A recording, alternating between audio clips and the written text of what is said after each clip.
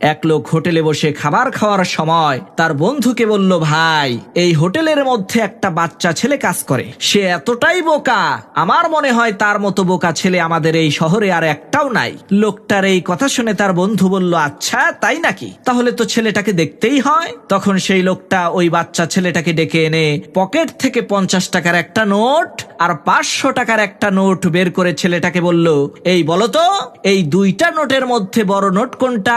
ছেলেটা 50 টাকার নোটটা হাতে নিয়ে বলল, স্যার, এটাই বড় নোট। ছেলেটার এই কাণ্ড কারখানা দেখে তারা দুই বন্ধুই হাসতে শুরু করলেন। এদিকে পাশের টেবিলে বসে থাকা এক লোক এই সব ঘটনা দেখছিল। তারা দুই বন্ধু যখন হোটেল থেকে চলে গেল, তখন সেই লোকটা ওই ছোট ছেলেটাকে ডেকে এনে বলল, কিরে ভাই, তুই এত বোকা কেন? তুই 500 টাকার নোটটা না উঠিয়ে 50 টাকার নোটটা উঠালি কেন?